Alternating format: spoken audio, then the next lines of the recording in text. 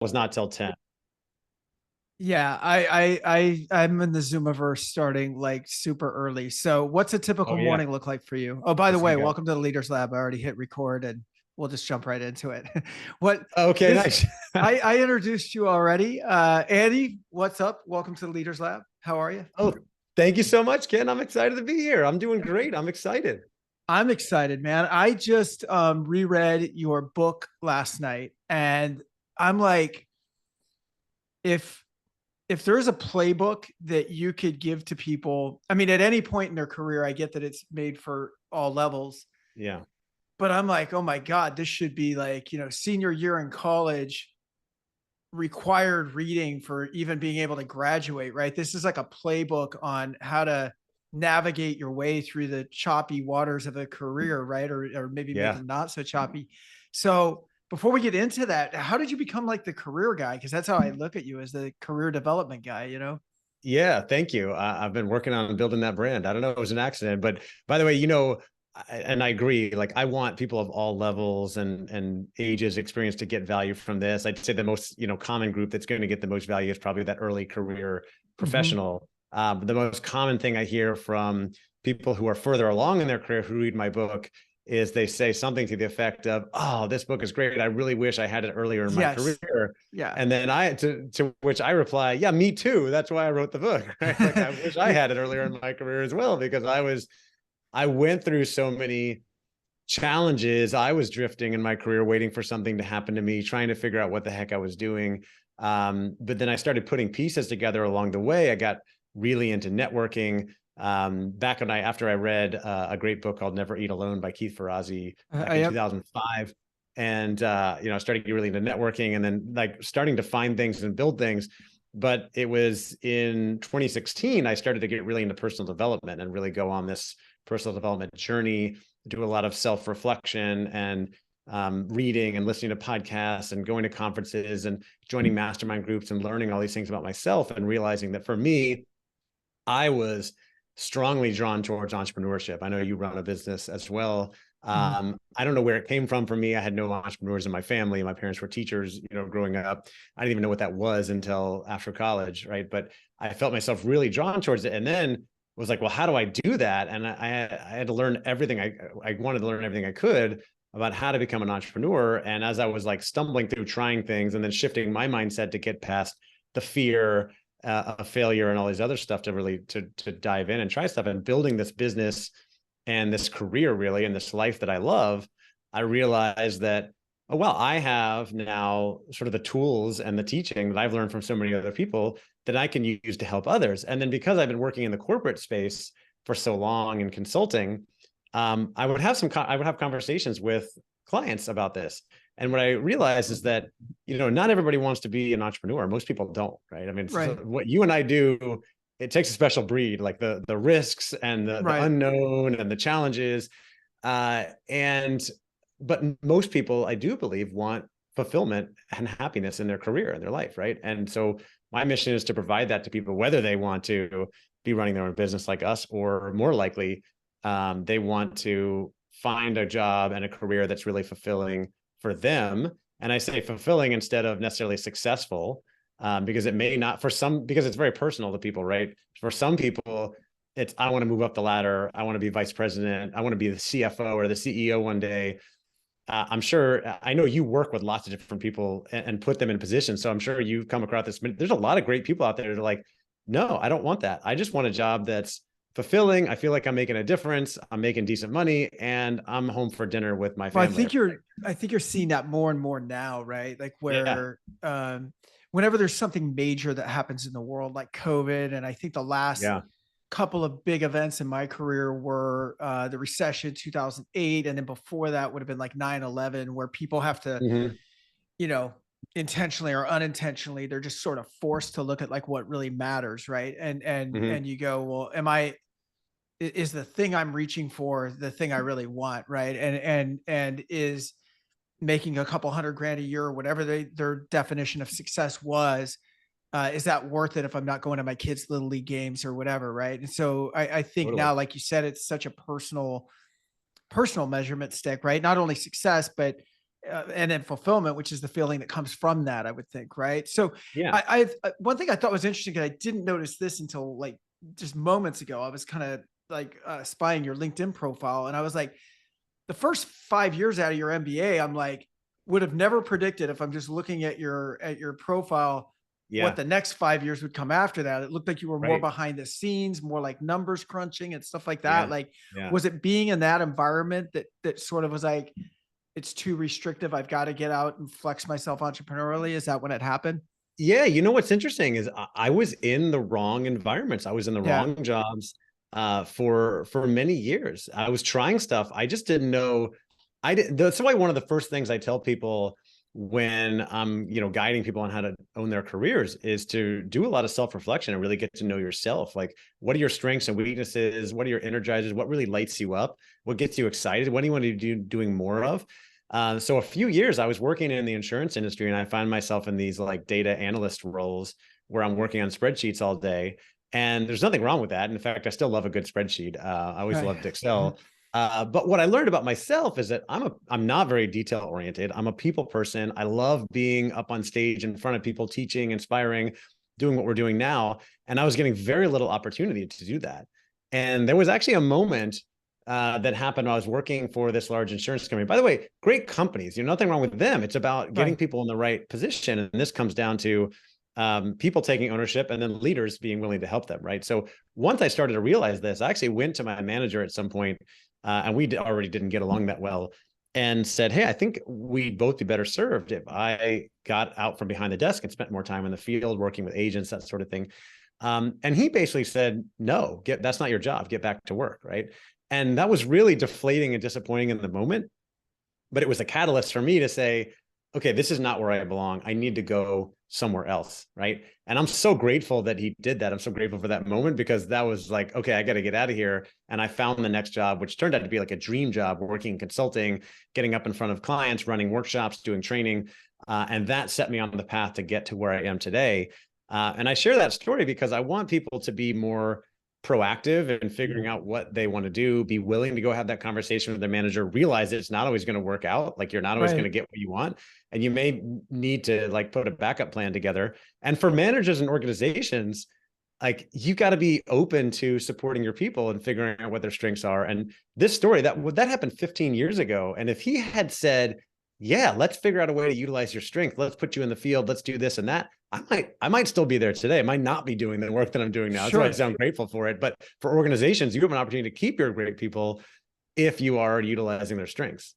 Yeah, I think one of the things that like I've learned over the years is, we all have certain gifts. And I think when we're not using our gifts, we feel a bit suffocated, out of alignment, whatever it was. And it was the same thing you were feeling when you're, crunching spreadsheets all the time. And I could even Yeah. hear in the way that you described it, like, I love a good spreadsheet as much as anyone else. By the way, I have the same analytical part of my brain, but I don't want Yeah. to live there. Right. And you didn't Yeah. want to Like 20 live minutes there. a day, not, Right.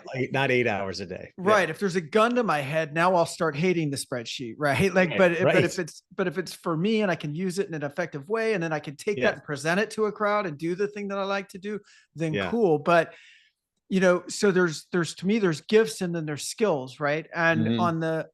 And if we are not aligned with our gifts, and we are only aligned in our skills, then we're going to feel out of alignment. We're going to feel unfulfilled.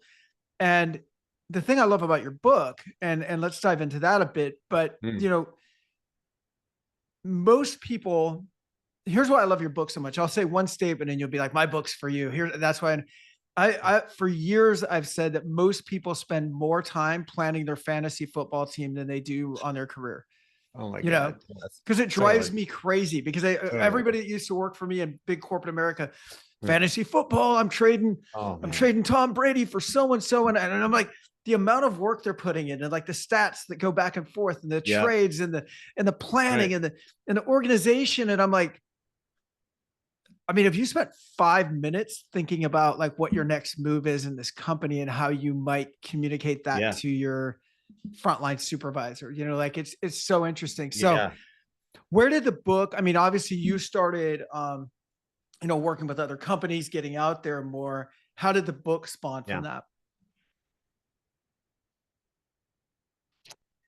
Well, you know, the idea came, I was actually at a conference, and I agree with you on fantasy football. I used to play fantasy football. There was a moment I had like an epiphany about it more than 10 years ago. I was like, this is such a waste of time. Like, and every conversation, and then once you get out of it, and then you're like around a group of usually men who are just like, oh, my fantasy football team did this and this, and I almost scored Yeah. this many points. You're like, this is so boring. Apologies Yeah. to anybody who's still really into it, but like I'm going really to add step one back more sometimes. thing. Yeah, I'll add Yeah. one more thing. And I got to be careful because I definitely have people listening to this to play fantasy football. Right. Fantasy football is what you should do if every other thing on your task list is done.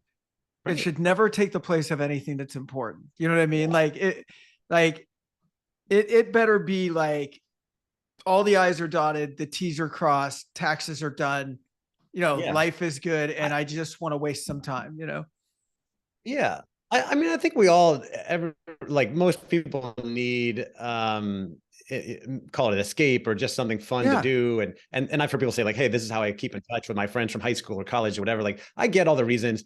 I would never say, hey, don't play fantasy football, don't Right. watch NFL on Sunday, don't watch Netflix. The problem comes up when people they feel like they're not fulfilled, they're not getting anywhere in their career. Like you said, they're not spending any time on it. Right. Or that, the typical is someone says, well, I don't, I'd love to work out, but I don't have time to get to the gym. And you're like, well, what are you Right. spending your time on? And it turns out that, they're spending an hour a day on fantasy football, 2 hours a day watching Netflix. And again, Right. I'm not I try not to judge anybody for how they live their life. All I'm trying to do is provide guidance. And this just comes back to the self-awareness thing, to just ask yourself, look at how and where you're spending your time with no judgment, and just ask, is this serving me? Like, is this Right. getting me to where I want to go? Is this helping me improve my life, improve my happiness, make more money, whatever it is that you want to do? Or am I just doing these things because my friends are doing these things, because I feel like I should do these things, because everybody's talking about Netflix, because I feel like I have to? And so I'm asking myself all the time, is this serving me and how I'm spending my time? And I get sucked into things like Instagram is usually my muse that like sucks me in. I'm like, oh, I've been spending way too much time on this. And I'm glad that they created the notifications. Now it'll pop up and say, hey, you've spent too much time on here. Are you sure you want Right. to stay? And I'm like, okay, you're right. I need to get off.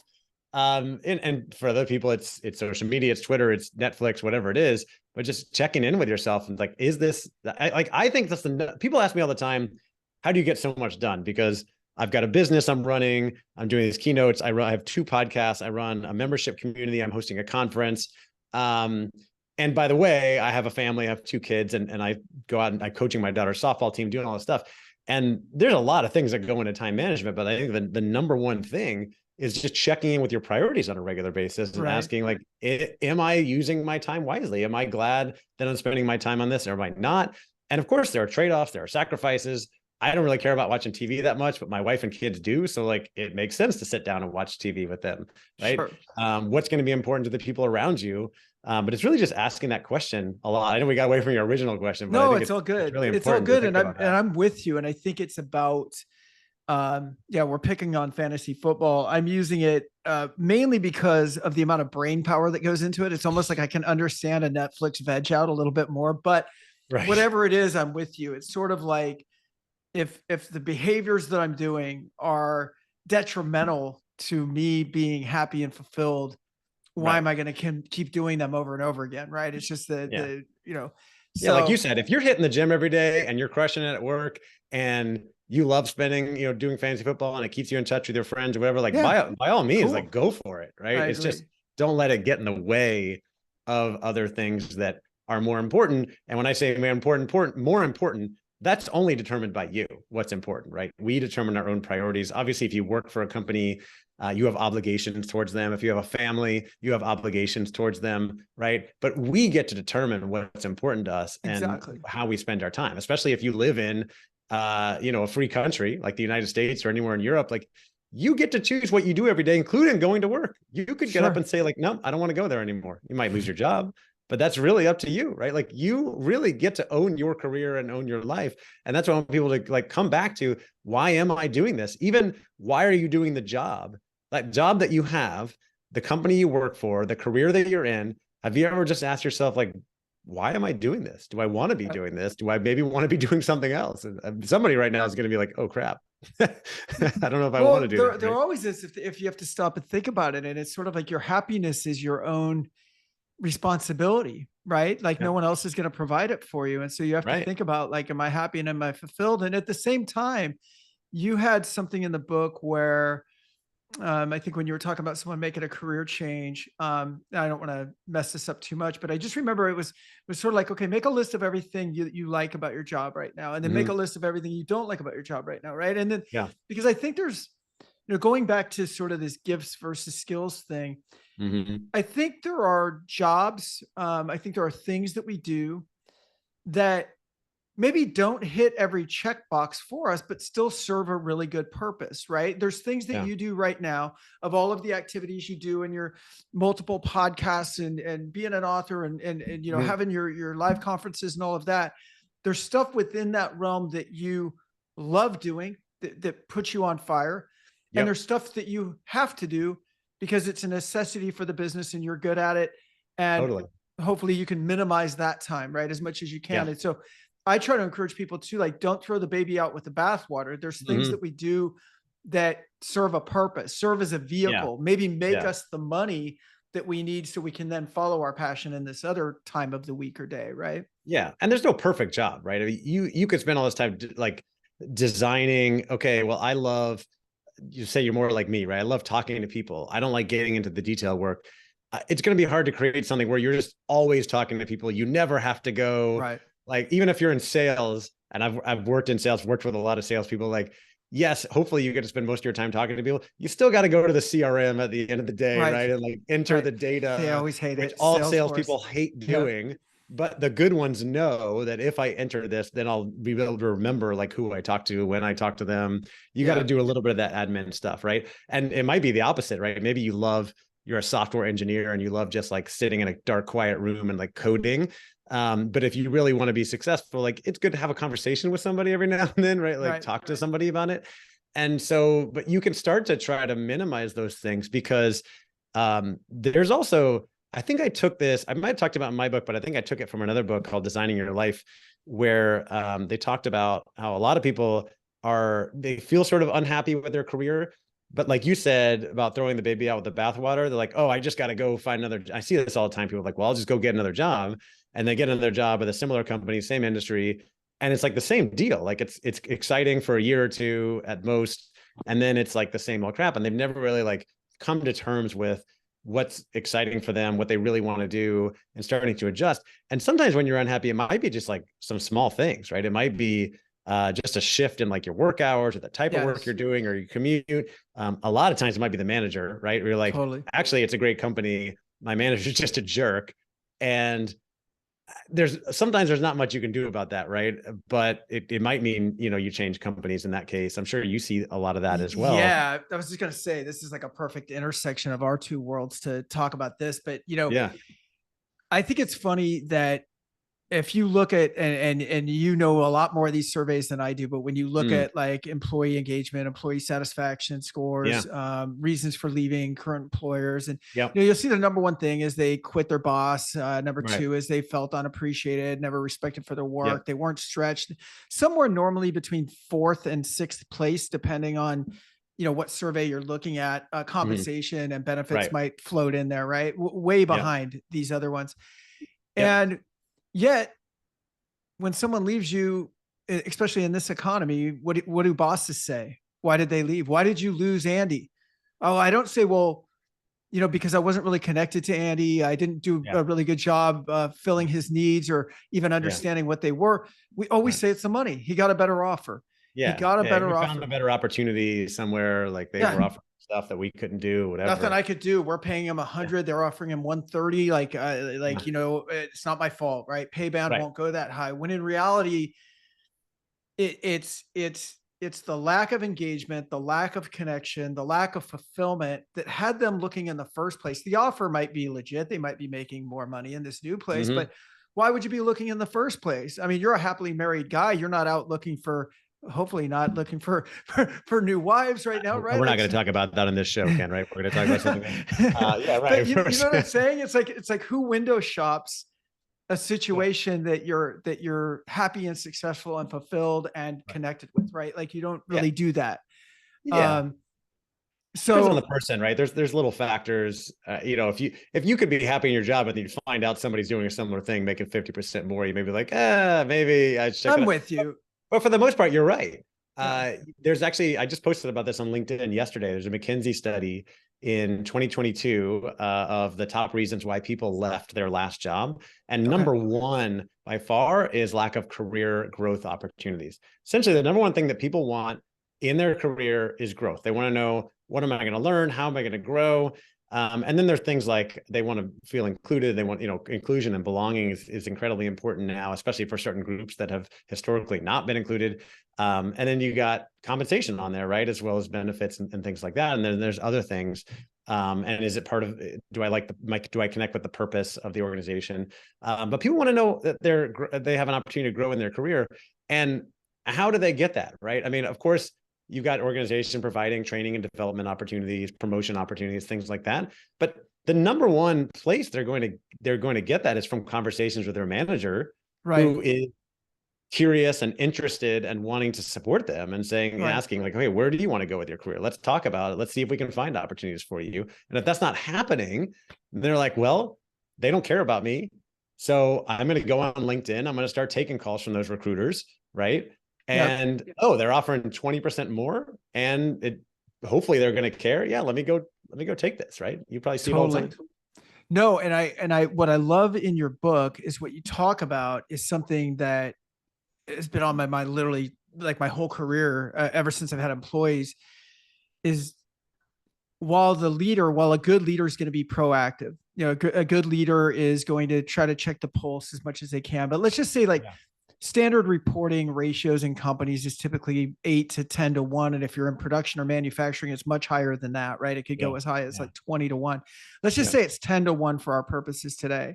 So less than 1/10 of my time, because I have all my job to do, but of my available time to think about people, if it was spread out equally, 10% of that available time would be spent on you and your career, right? Mm-hmm. If you're a direct report to me.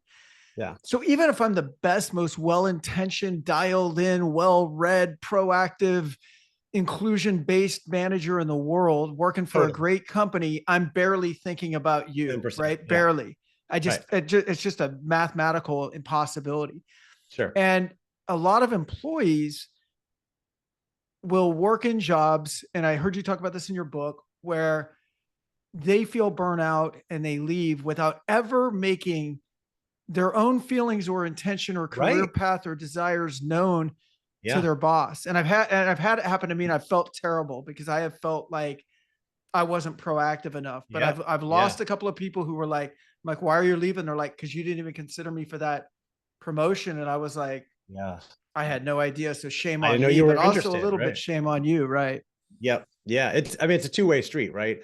And like you said, the best managers are making sure that you're having those conversations, right? Career conversation at least twice a year, maybe more often, checking in with little, texts and emails and phone calls like, hey, how's it going?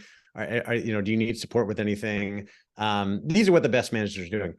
But there's the majority out there they have good intentions, but they have a lot of work on their plate. They have a lot of stuff to do. And we as humans, we typically make this assumption, right? That if I don't hear anything from you, you're probably fine, right? Okay, well, I haven't heard from Ken in a while. He'll reach out if he needs anything. He's probably doing great. He's probably happy. And I don't have a promotion to offer you right now anyway. So, and I don't know what else I can offer you. So I'm not going to reach out, right? And that's why I tell people that you need to get clarity on what you want to do. And then you need to be proactive and reach out to your manager. Most managers are good. There are some bad ones. I've had some bad ones, right? You've probably seen some bad ones. Sure. But most managers are, I believe, are good and want to help their people. They just don't know what they want. And something important I've learned over time, whether we're talking about corporate careers or anything else, is that people can't help you if they don't know what you want, right? It's simple, right? And so when you as an employee are willing to take ownership, you're willing to get clarity in what you want to do, you're proactive, reaching out, hey, Ken, we haven't had a conversation about a career in a while. Could we sit down and talk about it? Here's what we've been doing. Like, I really love the work we're doing. Here's what I'm thinking about for my future. Like, what do you think? I'd love to get your advice and feedback and how we could get there. And maybe you don't know how I can get there, because right now I work for you in finance, and I'm like, hey, Ken, actually, I really love people, and I kind of like to try to get into HR. And you're like, Right. oh, I don't know anything about that, but let me go make a phone call, right? Like, it's an Sure. opportunity for you to go network and find somebody to help them. And be now you have a goal, you have a mission to be able to help them. Before, you just didn't know what they wanted. Totally. I think, a term I had a boss use one time, and it's super simple, but it's the simple ones that to me like stick, right? Yeah. And it's everybody always needs to know what's expected and where they stand, right? Mm-hmm. And then as kind of an add-on to that is we have to have timely performance reviews, and they cannot be soft. They have to be accurate, right? Like, Yeah. because so many companies just, pencil whip the performance reviews, and there's nothing substantial in that. And there's Mm-hmm. nothing worse than sitting down and going, you're just, you know, excellent at everything. I'm like, am I? Come on. Like, I Really? can give you 5 things I need to improve on right now. Right. Like Right. I want honest feedback. Right. Yep. And Yep. I want to know where I'm doing great, but I want to know what I need, what I'm missing to get to that next level. And one thing I loved about a company that I spent 14 years with called Cintas, they did really good performance reviews. And one of the things that they did, and I don't know if they're still doing it, but when I was there, is the performance review always ended with the summary, and then kind of, here are the 3 to 4 to 5 executive things you need to do to improve. And here are the 3 to 4 maybe KPI things that you need to do to improve. Yeah. And here's the path. And then here's the plan, right? Read this Yeah. book, do this thing. And then your next review would open up with the progress you made since the last review. So Oh, it yeah. was really cool. And it was very growth oriented, where it was like there was always something you were reaching for, whether that was just another level in your job or whether that was Yeah. that promotion or whatever. But I thought it was a really cool way. I wanted to ask you about something, especially in today's world of everything's remote now. And, Mm. my team is 17 people, and only 5 of us are in the States. And Yeah. so we're in 3 different countries. And I started having this thing where I remembered those performance reviews. This is maybe 2, 3 months ago, because our team has grown a lot in the last like 6 Yeah. months. And I'm like, how can I bring what I just told you into our almost completely remote organization, right? How can Mm. we have those knee to knee career? And obviously, someone could just answer Zoom, and I'm like, great, but I don't get to see someone's facial expression walking down the hall if we're all virtual, right? I don't get to Yeah. do all the things like that we would do if we're in person. And so I don't know if you've heard of this software, but we started with something called 15.5, which does like online check-ins. So on a weekly basis, people are like, Hmm. how are you feeling? When did you feel most engaged this week? And they just sort of answer it like, Yeah. scale of 1 to 5. And then when did you feel most engaged? And it might be like, well, I felt most engaged when I was, like in your case, when I was meeting with clients and Yeah. speaking with people, and, could kind of use your gregarious side. And when did you feel least? Well, when my 1 hour spreadsheet project became 4 hours, right? I didn't feel Yeah. great. And so we can Right. start seeing patterns of, look, every time this person feels good, it's in these kind of roles. Every time they're feeling bad, it's in these kinds of roles. So Yeah. anyway, I just wanted to mention that kind of I like that. software is out there. It's really cool. It's such a good, we were talking about self-awareness and reflect. It's such a good reflection for all of us to do for ourselves and for managers to check in with their team. I'm thinking about myself, right? Like I said, I most enjoy having conversation. I love doing stuff like this. Yesterday, there's a big magazine, trade magazine in my space, that reached out and asked me to write an article for them based on a LinkedIn post I did. And I was like, oh, this sounds cool. And then yesterday morning, I spent like 2 or 3 hours working on this article. And by the end, I wanted to throw my computer out of the room. I just like hated it. And I was like, oh God, I don't really like doing this. So that's a good signal to me. And then I got on a call with the woman later, and she's like, oh, anytime you want to write more articles. And I'm thinking, oh, that's really cool. But ooh, do I really want to do more of Right. these? Because obviously I really don't enjoy it. It's good for my brand. I can start thinking about the trade-offs of like, okay, this is one of the things I don't enjoy doing, but it is good for my brand and the mission and getting people information out there. So maybe I do it once a month, or maybe I do it once every 3 months or whatever. Some people may not have as much control over their time or schedule, but it's good to start reflecting on that. And then you can even have a conversation with your manager to say like, hey, I love doing this type of work. When these other things come up, it's really draining for me. And what if there's somebody else on the team who actually likes doing that kind of work, right? Yes. It's very possible, right? Complementary people. Now, ultimately, it's the manager's decision, and hopefully they start to identify this. Like, Ken, you're so awesome talking to people. We want you leading more meetings. And if we can help you offload some of that admin work, because John over here, for some reason, he just loves doing data entry Sure. and Excel spreadsheets, right? And it just like, he's happy to do that, doesn't want to be in front of the room. Like, so I hosted, we mentioned I hosted a conference 3 years ago. I hosted it for the first time with a business partner. My friend Bennett Phillips was my business partner at the time. We ran the conference together.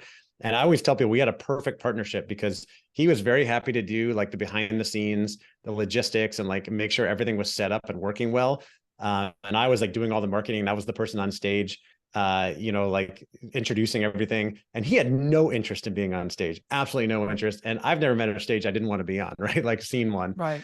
So it was just very complimentary, and he got the detailed stuff done. But getting back to your question about the remote work, to your point, for those of us who have been around for a while, remember going into an office and working with people, like there was opportunities for quick conversations that run in, check in. Hey, how are you doing? How are you feeling today? Doesn't happen as much. And then there's that out of sight, out of mind. So for managers, we've got to be proactive in reaching out once a day or a couple times a week just to check in and see, hey, how are things going? How are you feeling? Like you said, I love the 15-5. And for employees too, I have 2 chapters in my book about networking, and I talk a lot about that. Networking has always been important.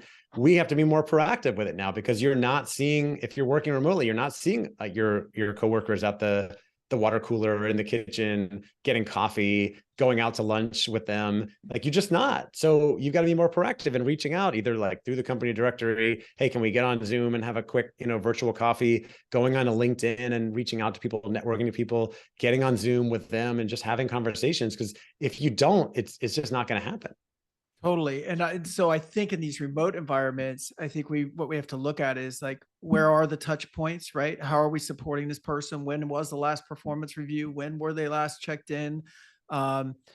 Who's kind of monitoring the pulse there? Because if the answer to engagement is, once a week, I see you in Zoom and, produce, we're in trouble. I mean, I think, and I'm seeing a lot of friends that I have, they're operating, there's so many cool things about like the world economy and remote work and all the technology. And there's so many awesome things, like it ties the whole world together closer. But yeah, if turnover was the number one killer of businesses before this, add to it now that most of your employees are hundreds, if not thousands of miles away now, and working in offices in their homes.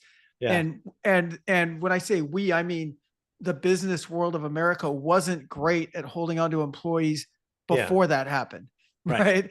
Now it's tougher. Like, yeah, it's just a major new hurdle, I think, that's out there that we all have to be aware of. And I think just looking at ways to assimilate like the best in-person cultures, like what is the technology? What are the tools that we can use to bring the virtual world back in, Yeah, it's true. I mean, we just got to be more proactive with the communication. You mentioned people working remotely. You also have a lot of mental health issues, people that are feeling lonely, overworked or burnt out, whatever it is, all the more reason. And when I talk to experts about it, I mean, there's lots of things that can be done, but like the number one thing I hear, how do we help with this, is managers checking in with their people and just like instead of starting a meeting and diving right in, just checking, how are you feeling this week? Like what's going on in your personal life? If that's okay to talk about, how are you feeling? Have you been, what are you grateful for this week? I've heard of people starting meetings with gratitude. There's a lot of things you can do to check in with people personally and help them feel more like seen and appreciated, and find out what's going on with them too. Note to self. I need to slow down on my meetings. Probably even today I did it too. I'm like, let's go. I just like it to be like less formal. You know what? But I was gonna tell you though, I love how you just jumped in today. I'm like, oh, let's go.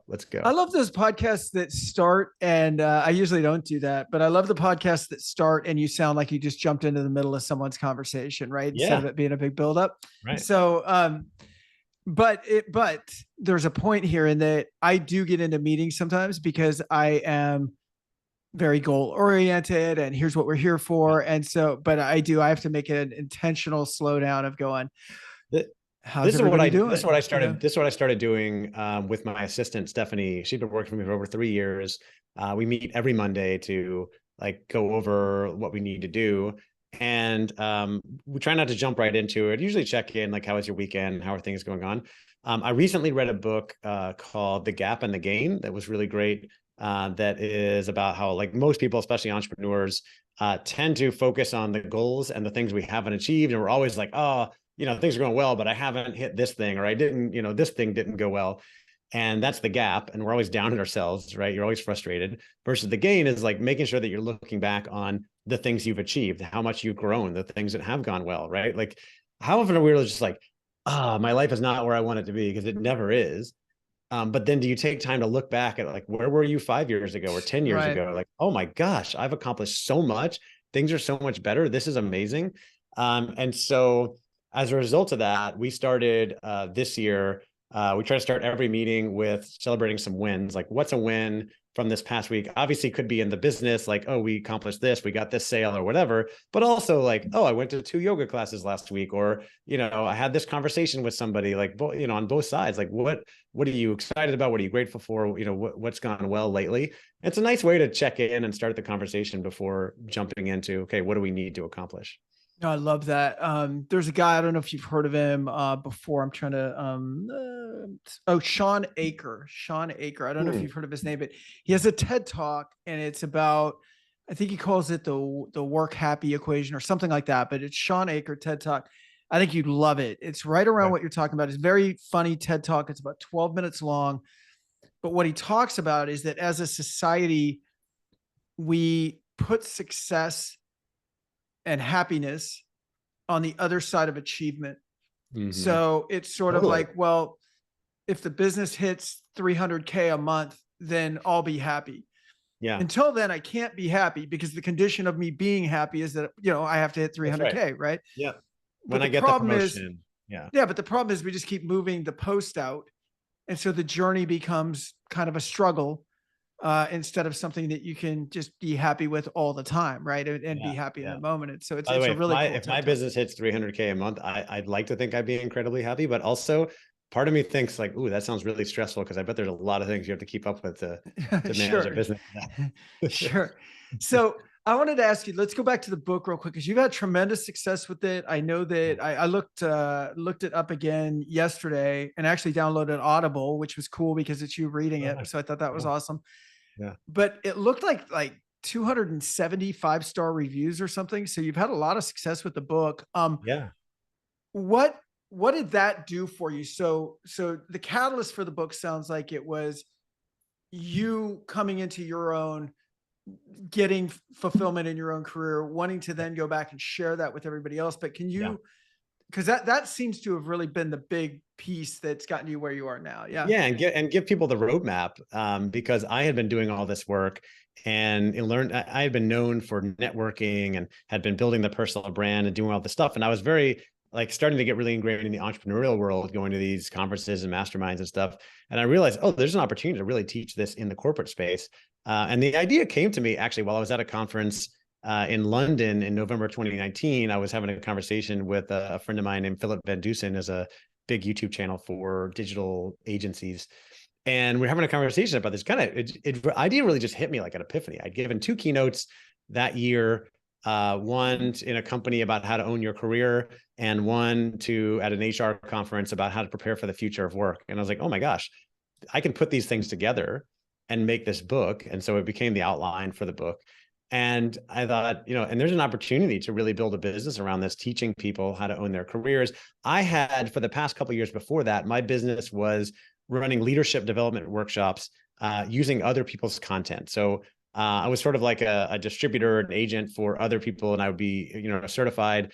I know you're big in the leadership space, so you probably heard of the book Multipliers by Liz Weissman, Mm-hmm. one of my favorite leadership books. So we had a program based on her book. I was a certified facilitator. So I'd be out flying around running these one-day workshops, teaching people how to be better leaders.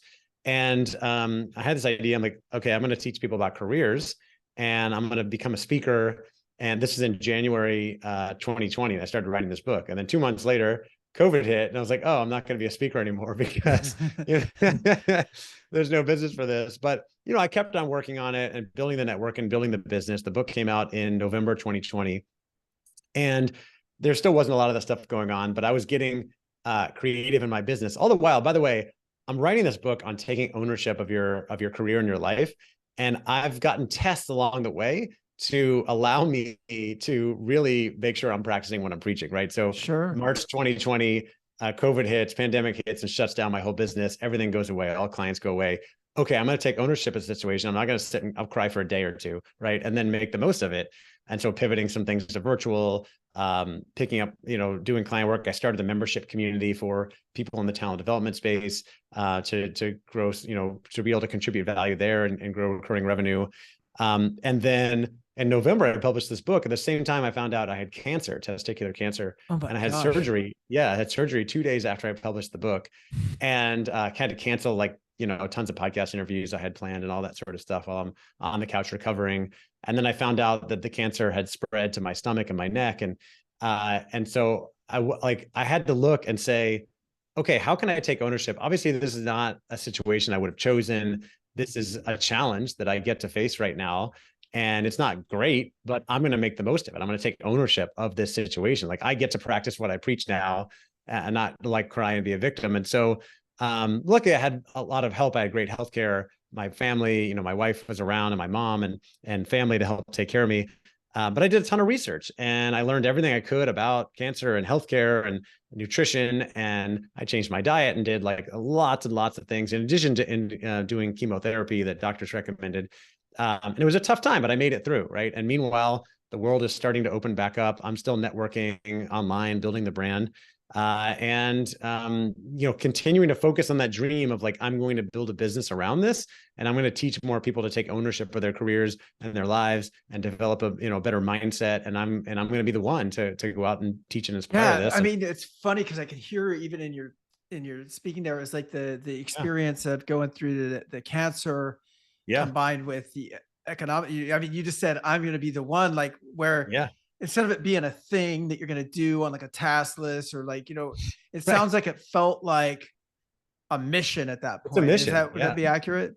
Oh yeah, my mission is to teach and inspire more people to take ownership of their careers. And so how am I do that? Like, got the podcast, I post content on LinkedIn almost every day and social media. I'm speaking when I can. I'm talking to people all the time.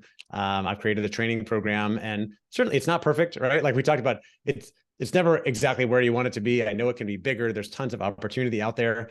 But the thing is, like, I'm going to take ownership of this. I'm going to put the plan together. I'm going to work it. I'm going to be willing to invest in getting help, right? I've hired, coaches and joined communities and taken training and gone to conferences and things like that. I'm hosting my own conference, just doing whatever I can to make this a reality. So the point was, like, I've been through challenges, but I know what it takes to kind of persevere, and I want to help other people do the same thing. That's amazing. What's next for you guys? I know you've got a live event this month, right? Yeah, so I'm hosting a conference on February 22nd and 23rd in Sonoma called the Talent Development Think Tank. It's primarily for people who work in learning and development, talent development. I run a membership community that's, year long. It runs like ongoing. People can join anytime if you're in that space.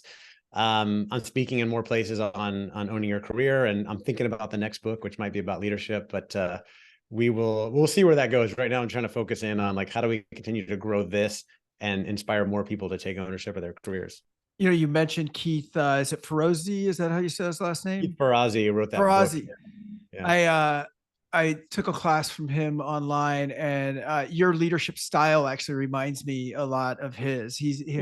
Very kind of calming, to the point, no nonsense, easy to Yeah. understand kind of theories. Yeah, I I'll really, take it. yeah, no, it's meant as a high compliment. So, now for people that want to, again, now I mentioned in the intro, but the book is called Own Your Career, Own Your Life. Available all over the place, but certainly Yeah. Amazon, Audible, all Amazon's those the place to places. go. Yeah, Yeah. for sure. And if anybody is like, and the audiobook is on Audible, like you said, and that's me. If you want to hear more from me, like, I read the book on there. I also have, if you want to skip the book, I have some free resources on my website. If you go to ownyourcareer, ownyourlife.com/bonus, There's the 5 steps to owning your career. And I think I also have the top 5 most common career mistakes that people make, as well as my morning affirmations I use every morning. You were asking me earlier, we started off I with a know. question we never answered. What does your morning look like? And Let's it's talk about usually, it. yeah, sure. Actually the book that started me on this whole journey that completely Miracle changed Morning. my life, it's called The Miracle Morning by Yeah. Hal. How? Yeah, Yeah. absolutely. I know how. Yeah. You know Hal. That's awesome. I know Hal. Yeah. I read that book in January 2016, after I heard him on a podcast, and I was like, this is what I need. I'd never done anything like this. I got the book right away, started practicing the Miracle Morning. I've never really stopped since then. So I get up every morning, I meditate, I make some coffee, I take a walk, and usually do some visualization. I use affirmations to check in on where I want to go and my goals as well. I do some reading, I use a journal, and then usually hit the gym, usually in the morning, but sometimes it could be later in the day, but try to get some exercise, some activity. And that book was such a huge catalyst for me. I've told him many times how much I appreciate, what he did. And it showed me that I have an opportunity to be that catalyst for other people as well, Yeah. which is why another reason why I do the work that I'm doing. I think one thing about leadership is, and I don't care if someone is a parent, you're a leader. If you're Yeah, a peer influencer, you're a leader. No matter where you are, you don't have to be the CEO of a company, but you're an totally. example to somebody. And I Yeah, feel like what you're doing, other people are looking at it either as a lesson or as an example, one of the two, and yeah. so I think that's really cool. Thanks so much for joining us. We're gonna put, of course, all that contact information will be in our show notes. Loved having you here. Hang on for a bit as soon as I stop recording, because I want to talk Yeah. to you a little bit about your live event.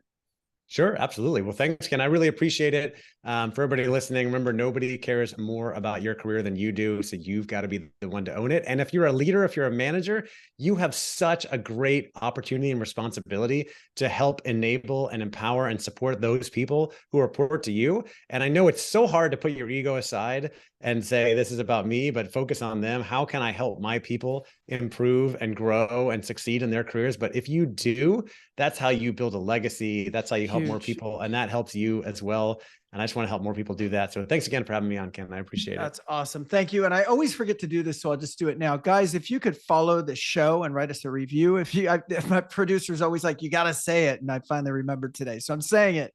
Follow the show, give us love. We Do it. appreciate you guys, I'm and we'll pulling see it you up next now. week. Thank you.